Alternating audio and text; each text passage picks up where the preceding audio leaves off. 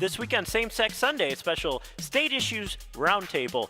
We have the Executive Directors of Equality Maryland and MassEquality talking about gender identity employment discrimination and the possibility of marriage bills in different states.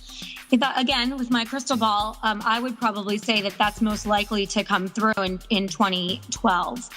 We actually have pretty strong support when we look at our whip count. The challenge is we don't have the same number of prospects. So we've got our strong yeses, we've got our solid nos. We don't have a lot in between. There's still a lot of education work to be done. While there's major national conversations happening around marriage equality, we haven't yet seen the same level of discussion and education being done around gender identity issues. So we still feel like it's a bit of a heavier lift. Particularly, the other thing is that this bill is not in the Judiciary Committee. It's in a committee that typically deals with sort of healthcare, labor regulation bills. And so they're not used to, or nor have they been sort of prepared to deal with these types of large social issue questions. So there's still a lot of work to do in that committee, and that still remains to be a pretty tough hurdle. Polling support of marriage in Rhode Island is more than 60% right now. And Rhode Island elected independent governor who is supportive of marriage equality. All of that makes a huge difference in moving this bill in 2011. And, MassEquality is very involved right now in Rhode Island, particularly helping them with their field effort. And what is great about sort of the stars aligning there is that we have not only a supportive governor who was reelected with a platform saying that he would use his political capital actually to get a marriage equality bill passed, but we have strong leadership in the House and the Senate who have said that they would whip the vote and help us get the votes that we need, which we're certainly close to getting the votes that we need. Luckily, Rhode Island is a referendum state, but only legislative referenda, not citizen petitions. So if we get this bill through the legislature and get it passed, there's no means really for them to put it on the ballot.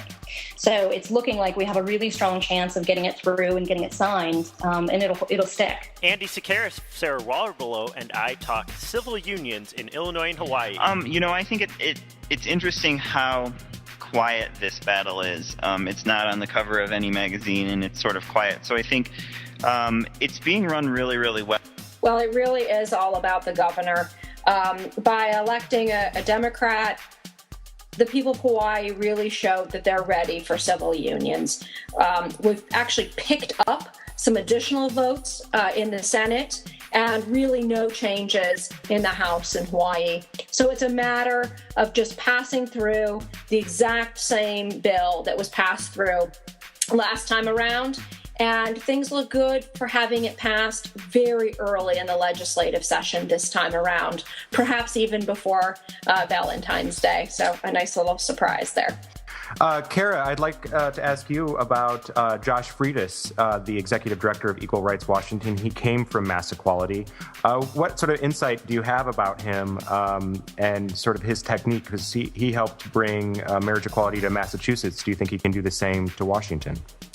Well, I actually don't know Josh that well personally, so hopefully I won't say anything too inaccurate about him. But I will say this, which I imagine is what he's bringing to his work in Washington as far as I can see, which is really the legacy of his work in Massachusetts, which is that, it's important when we're working on all of these sort of discrete policy and legislative victories to really have our eye on building the long-term grassroots power of our community.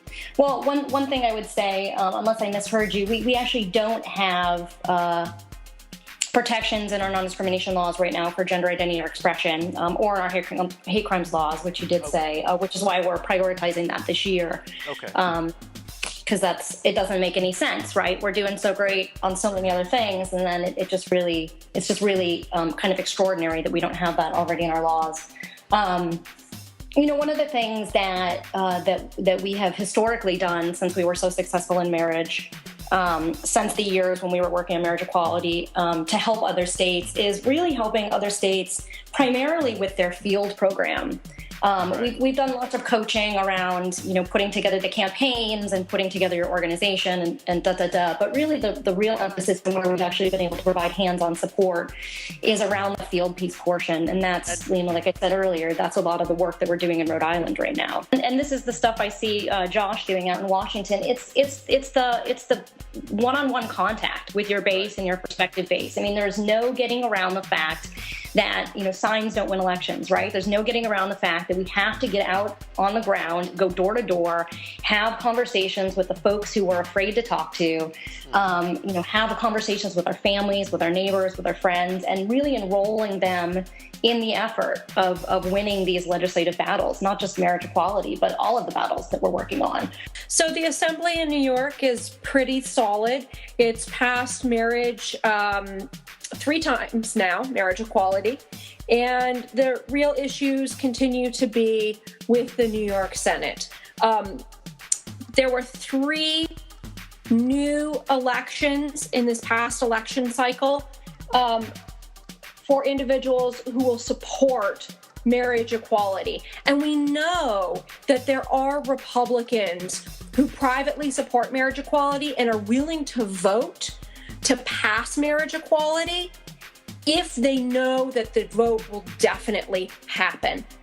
Morgan Meneses-Sheets, Kara Suffredini, Andy Szekeres, and Sarah Warbelow this week on Same Sex Sunday.